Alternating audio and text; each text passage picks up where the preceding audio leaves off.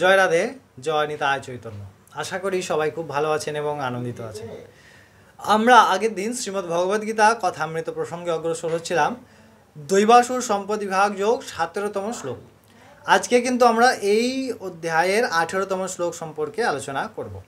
17তম শ্লোক পর্যন্ত শ্লোকে আমরা দেখলাম ভগবান বলছেন যে অহংকারী ব্যক্তিগণ যে সমস্ত কাজ করেন, অর্থাৎ ধর্মযুক্ত কিছু কাজ করেন, তাহা কেবলমাত্র ভগবানের প্রীতির জন্যে নয় বা ধর্মের জন্যে নয়, তা কেবলমাত্র নিজের অহংকারের পুষ্টি সাধন করার জন্যে এবং তাহার অহংকার পুষ্টি সাধনের দ্বারা সেই জীব সেই সমস্ত কর্মকে নিজেকে বিরাটভাবে প্রদর্শিত করার প্রচেষ্টা করেন।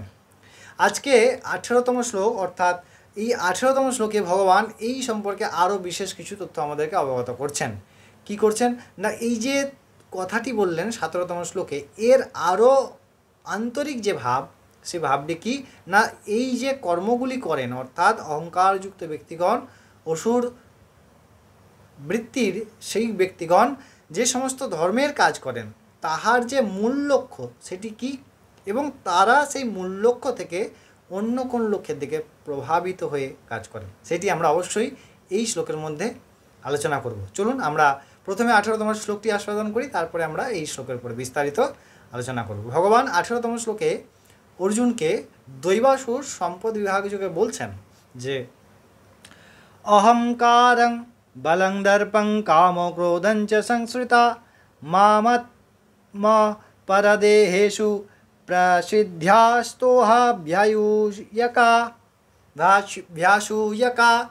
অর্থাৎ ভগবান বলছেন যে কাম, ক্রোধ, যে দর্প, এই ভাবনায় বা এর বশবর্তী সেই সমস্ত জীবগণ কি করেন না, যে সমস্ত কর্ম, ধর্মের যে কর্মযজ্ঞ আদি ইত্যাদি করেন, এতে যার প্রধান লক্ষ্য হলো ভগবানের উদ্দেশ্যে, ভগবানকে প্রাপ্তির জন্যে বা ভগবানের প্রীতির বিধানার্থে আমরা ইহা করে থাকি।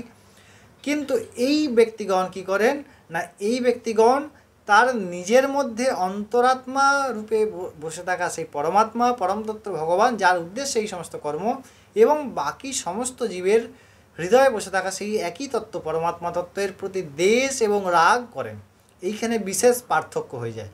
কারণ যেই কর্ম ভগবানকে তৃপ্তি করার জন্যে বা ভগবানের প্রীতির জন্যে, ভগবানকে আনন্দিত করার জন্যে বা সেই আত্মানন্দ অনুভব করার জন্যে, সেই অসুর সম্পদযুক্ত ব্যক্তিগণ কি করেন না, সেই কর্মের ফলে যাকে প্রসন্ন করার জন্য করছে তার প্রতি রাগদ্বেষ অনুভব করেন, তার প্রতি রাগদ্বেষ প্রতিফলন করেন।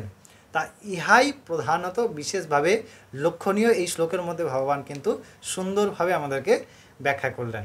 আশা করি আমরা এই শ্লোকের অর্থ বুঝতে পেরেছি। অবশ্যই আমরা পরবর্তী দিন আবার পরবর্তী শ্লোক নিয়ে আলোচনা করব। ততক্ষণ আপনারাও অনেক ভালো থাকবেন, আনন্দিত থাকবেন। ততক্ষণ জয় রাধে, জয় নিতাই চৈতন্য।